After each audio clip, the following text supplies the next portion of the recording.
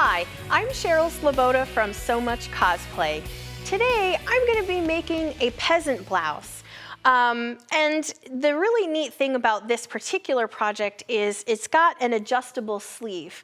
The sleeve can be pulled up for a totally different look than if the sleeve were left down. So there's all different ways that you can wear something like this, and it doesn't have to be for cosplay like we have here on this mannequin. You can actually use this for any kind of garment, and you can make this sort of adjustable sleeve. So let's talk about a little bit how this is constructed.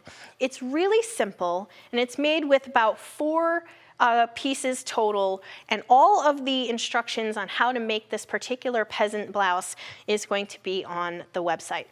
So I have 2 pieces here that are made of this gauze fabric. This is double gauze, and you can see that it's width of fabric for the body pieces. So you'll need 2 sections of those width of fabric.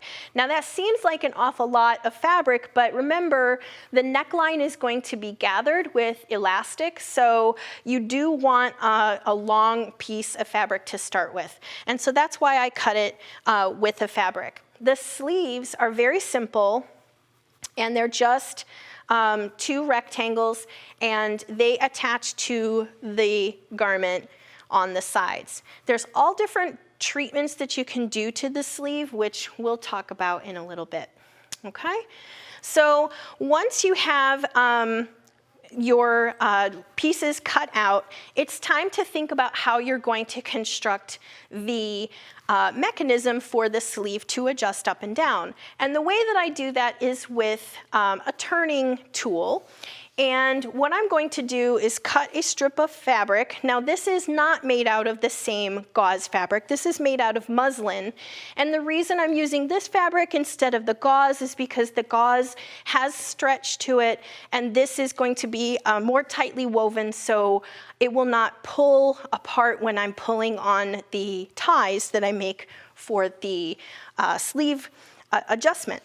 So what I did was I cut a strip of fabric, and then I'm going to sew this into a tube. So I have that ready here at the machine, so I'm going to move over here, and we're going to get that sewn up.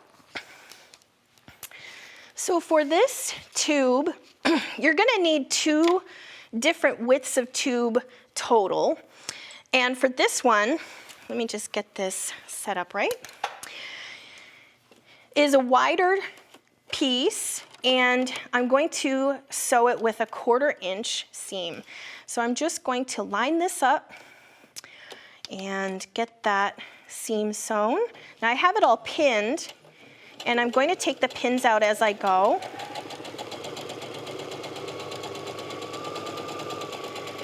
And this is going to create the tube. It's just a fabric folded in half.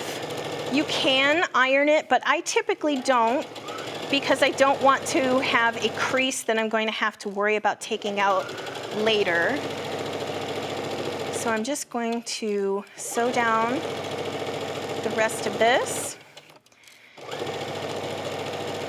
Now, of course, you're going to want to use threads that match, but I'm using a contrasting one so you can see it.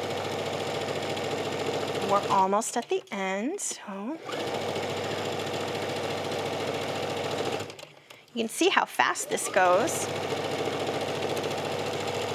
All right, there we go. And there we are at the end, and we're just going to trim that off. So here we have the wider strip made, and you can see that I've already made one that's skinnier, and these are going to be the ties. The skinny ones are going to be the ties, and the wider one is going to be the casing that the ties actually go inside of. So we're going to go over and we're going to turn this skinny tube into one of the ties.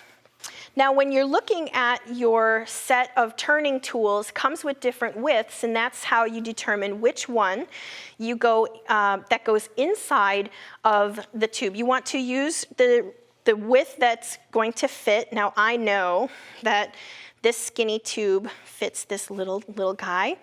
So what you do is you go ahead and you insert that into the piece, and then you use the rod. And what you're going to do is just kind of catch a little bit of the fabric, and you're going to use the tube inside to help push it so that it creates. Now on some of these skinnier ones, your seam allowance can cause a little bit of a problem to get over that edge. And you're just going to have to work it back and forth till you get it to start to turn, and there it goes. And then you'll see just how fast this turns. And it'll actually gather up onto the rod, and you'll just keep pushing till you get it to, and you can eventually go off the edge. You don't want it to bunch up too much because then you'll have trouble getting it to go. And you're going to get it till it's going to come out the other end. Here we go. It's a work in progress. So there we go. All right. And you can just see how quick this is. I mean, if you've ever tried to do this with safety pins or anything, you'll know that this can be quite a challenge. And look at how skinny our little tie has ended up being. So now we just finish pulling the rest of it through. And there we go to the very end of the tie. So we've got that, and we'll just have to, work the other end to get the rod out. Give that a good press, and you're ready to go with the tie. When you're making the tube that your ties go inside of, you're going to want to press that so that the seam is centered, and that's going to be underneath on the underside of your seam. Now I have that ready to go here on the machine, and you can see here on the sleeve that I've set one of the edges for the casing that our ties are going to go in, and you would just go ahead and set this up to sew down the other side.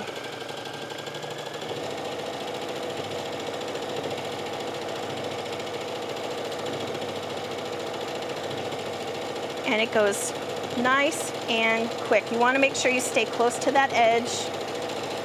There we go. See how quick that was? All right, now what you're going to do then is you will need to take your tie, and once you've pressed it and you fold it in half, you will take a safety pin and feed this through this tube on the sleeve. Here, let me lay that out. Feed it through so that you have the two ties hanging out the end, and then what you're going to do once this is inside here, inside this tube, you're going to stitch it, and you're going to want to make sure that you do a reverse stitch just to make sure that the ties stay inside of your casing, and then when you tug on these ties, they're not going to pull out of the garment itself. You're going to have a nice secure place for it to pull up and down. So I just want to show you again on the garment how that works. And again, because it's been sewn back and forth at the top, you'll be able to pull on it with no problem. So there are other treatments that you can do for this sleeve. You can see here that I've left this sleeve open almost like a butterfly sleeve, but you can close this seam up and actually put either a tie or elastic on the edge to create more of a peasant sleeve or a puffy sleeve. And don't worry about the rest of the cosplay, because in the next episode, you'll be able to learn how to make the corset.